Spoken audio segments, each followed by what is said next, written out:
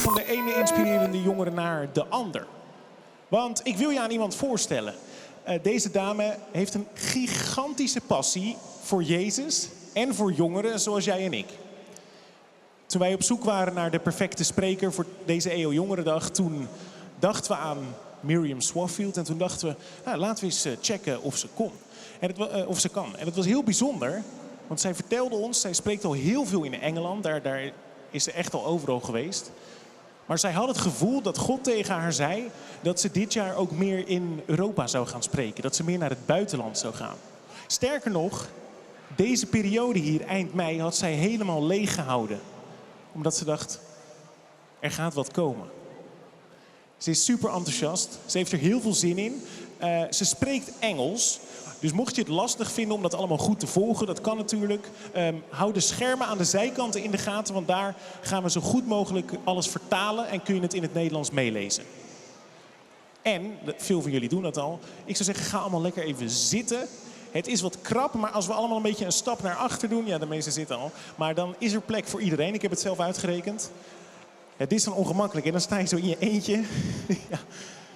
Dus ga allemaal even rustig zitten.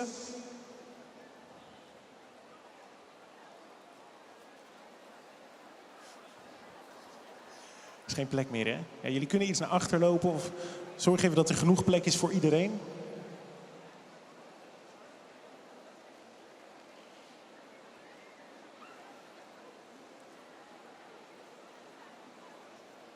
Er wordt nog druk onderhandeld hier en daar. Nee, maar als ik nu zit, dan...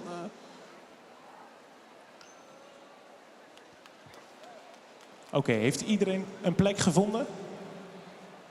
Dan wil ik je vragen voor een heel erg groot applaus voor onze spreker, Miriam Swaffield. Hello, hello. It's so good to be here. Now, I've got a question for you. Can you put your hand up if you're 14 years old? Who's 14? Anybody 14 in the room? Okay, now let me tell you a story. When I was 14, in my school, my classmates voted me the happiest person in my school, right? And so the teacher said, can you write a blog that says, why are you so happy? Now, the trouble is, I was in a school of 1,500 people, and this blog was going to go to the whole school, and then to the whole town, and to all the other schools in the area. And the trouble is, when you're 14, you don't really want to stick out. You don't really want to be the kid that goes, this is why I think I'm happy, in front of all your mates and all the older kids, and you're pretty sure you're going to get in trouble, right? So, what would you do?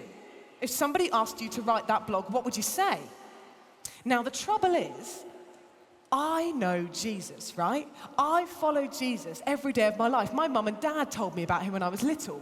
And so there's not really gone a day by where I haven't walked with God. And don't get me wrong, I've messed up. I've gone the other way sometimes, but I've always known God with me. And so the truth is, Jesus is the reason why people thought I was so happy.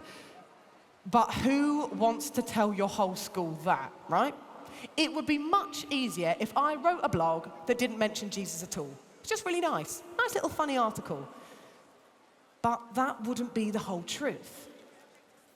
So the thing I had to do was take a deep breath. I prayed about it and I knew that I had to tell the truth. So I wrote, the reason why I'm so happy is because I know God is with me. And this means I never get too afraid or too lonely or too lost. Because even in the hard times, God is with me and he gives me joy and he gives me hope.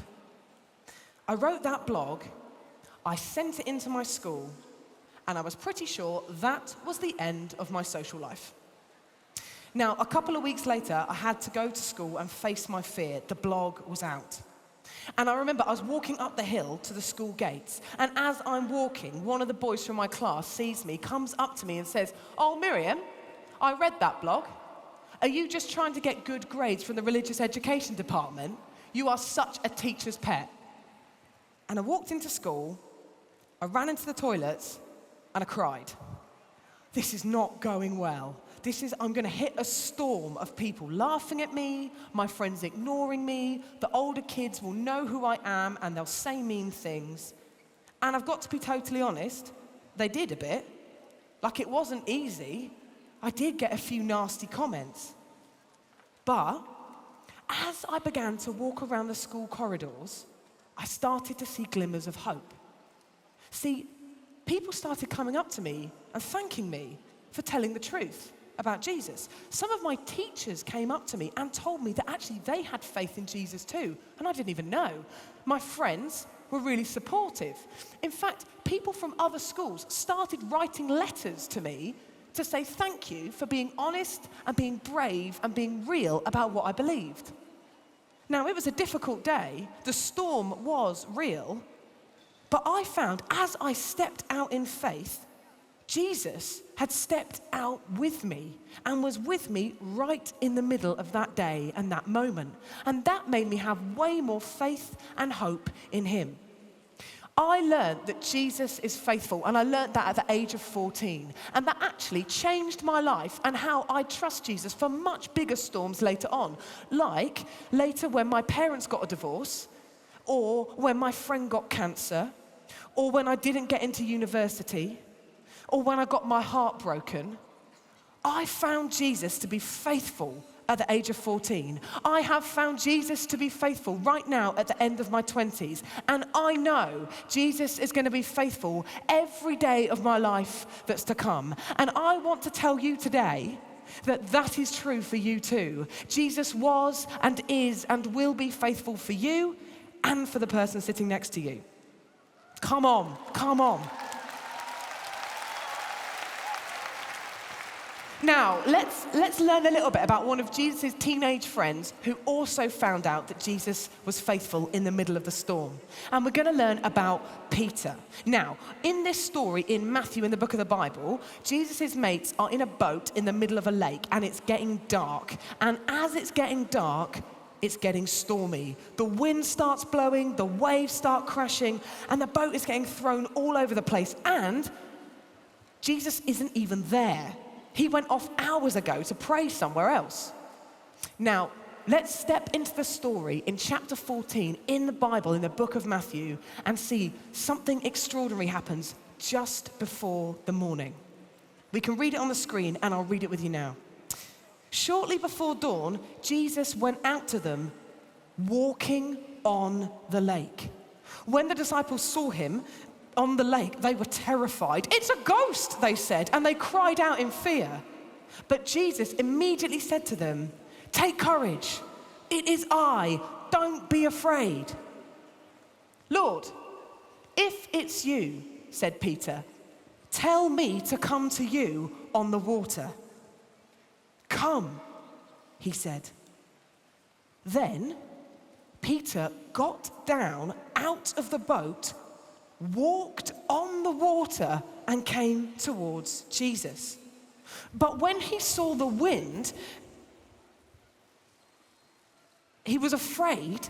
He began to sink, and he cried out, "Lord, save me!" Immediately, Jesus reached out and caught him. "You of little faith," he said, "why did you doubt?" And when they climbed back into the boat, the wind died down. Then those who were in the boat said, "Surely you are the Son of God." Now, I know it's not easy to be a teenager, right? There are some brilliant things about it, but I know there's also some really hard stuff going on. Everybody gets hit by storms, right? It's not like Christians don't get hard stuff. Actually, everyone gets a storm. I think it's what it means to be a human on the planet, right? Tough stuff is going on for everybody. Some of you, I know, are in a storm right now. Just like Jesus' followers in the boat. You feel like life is throwing you all over the place, and it feels like there's nothing you can do to stop it. Maybe school is really hard for you, and people are being really unkind. Maybe your family's falling apart like mine was. Maybe you're really anxious, really sad, and you can't seem to control your emotions. Maybe somebody close to you is ill or has actually died. Maybe it's the pressure of exams and feeling like you need to perform the whole time and you just don't want to let everybody down. Maybe things have got out of control and you're addicted to stuff and it's throwing your life all over the place. The storms are real. Peter knew that as he struggled in the boat. I knew that as I had to share my faith at school. You know that right now. But then we remember Jesus. The Jesus who is not swayed by storms. The Jesus who doesn't watch our lives getting thrown around at a distance, but walks all the way to us on the water to help us. When we're tempted to give up, freak out, get lost, run away, and quit the whole thing, we find that Jesus speaks and he says, take courage. It is I. Do not be afraid. Jesus has come close. Jesus has shown up. Do not be afraid. And I love what Peter does next in the story. And I love that we can do this too, right? See, Peter says, Lord, if it's you, tell me to come. In every area of our lives, when we're not sure whether God can show up, we too, like Peter, can say, hey, Jesus, if it's you, if you're real, tell me to come. And Jesus looks Peter straight back in the eye and he says, come. When you're worried that you're going to lose all your friends, Jesus says, come. When you've got no idea with how to cope with what's going on in your family, Jesus says, come. When you're wanting to help people in need, but you're so overwhelmed you don't know where to start, Jesus says, come. When you're afraid that you're addicted to your screen and you don't know how to stop, Jesus says, come.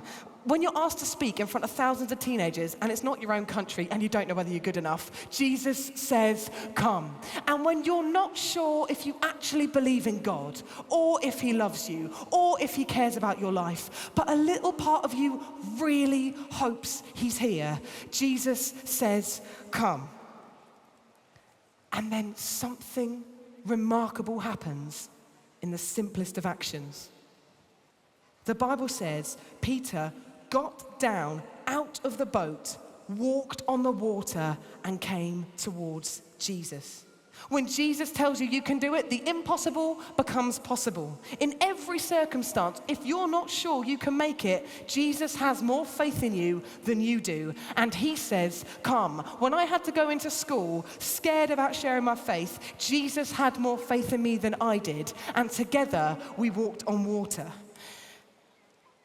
Except the story doesn't quite end there, does it? The story's not neat and perfect because people aren't neat and perfect. Because this is a real story about real life and it's actually not trying to gift wrap it or sell you something. So what happens? Peter has a massive freak out. He steps out the boat, he's living the miracle, he's walking on the water, and then he takes his eyes off Jesus, notices the storm, and begins to sink.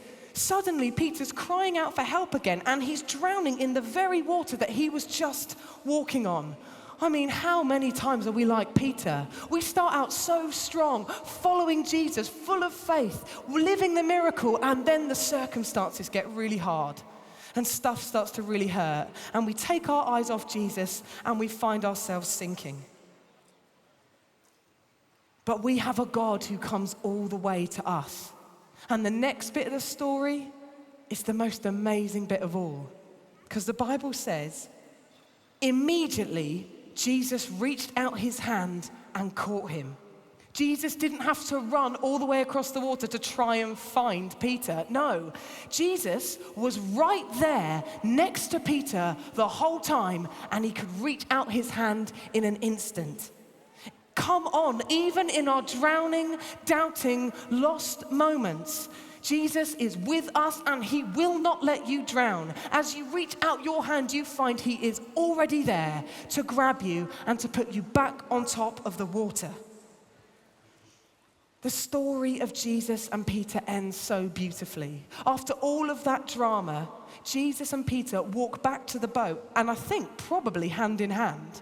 And only once they've stepped back in the boat does the storm stop. Do you see? Jesus didn't save Peter from the storm. He saved Peter in the storm and showed him, even in the hardest times, Peter could do impossible things with Jesus. Jesus is the God who walks on the water all the way to us through the storm. And if you want to know him, you too, just like Peter, can say, Jesus, if it's you, tell me to come. You too can step out and find that you can walk on water and Jesus is with you. Jesus who says, do not be afraid, even on our slip-ups. Even when we look away, Jesus reaches out. This is the Jesus I follow. This is the Jesus who rescues us again and again and again. And this is the Jesus that invites you to step out and follow him too. So I want us to take a moment to actually respond to this living, breathing Jesus. And the way we're going to do that is in kind of three ways. Now, I don't want anyone to just have to follow the crowd. So there's three ways that you might want to respond to this, right? The first way would be that some of you, you know that you actually want to meet God, that you want to trust Jesus with your whole life. And so you want to say yes to following Jesus today for the first time. For some of you, you're a bit like Peter, and you do know him, but you've definitely taken your eyes off him and you feel like you're sinking. And today you want to say, Jesus, take back a hold of me. I want to step back out and recommit to you. And for some of you, you know Jesus, and you know God asks you to do brave, hard, impossible things with him. And today, you are challenged to step out in faith and be bolder and braver for Jesus and with Jesus. So, I'm going to get you to stand, but in one group at a time so you don't get lost in the crowd. If you know you came here wanting to know Jesus, and right now you want to step out and say yes, you have said come, and I say yes, Jesus, I want to give my life to you. Why don't you stand now where you are if you're saying yes to following Jesus for the first time? And even as you stand, for those of you that are like Peter, and you know you've taken your eyes off Jesus, keep standing as and when you feel ready, I can see you. If you want to get Jesus to hold back of your hand, to take hold of your life again like Peter, because you know you feel like you're drowning, keep standing if you need to. Then why don't you stand if you're in that Peter moment? I want Jesus to take back a hold of me. Well done. And for those of you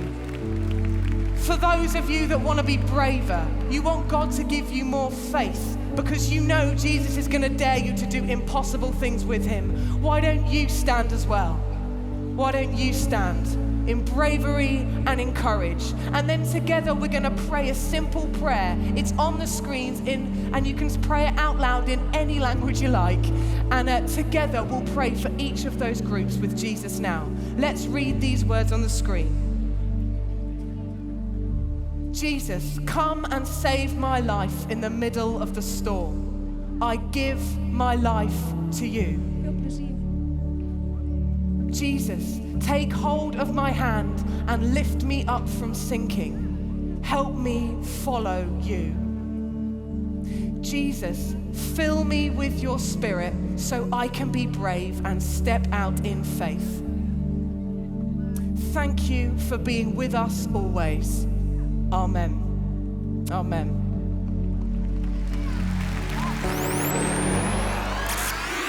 BEAM.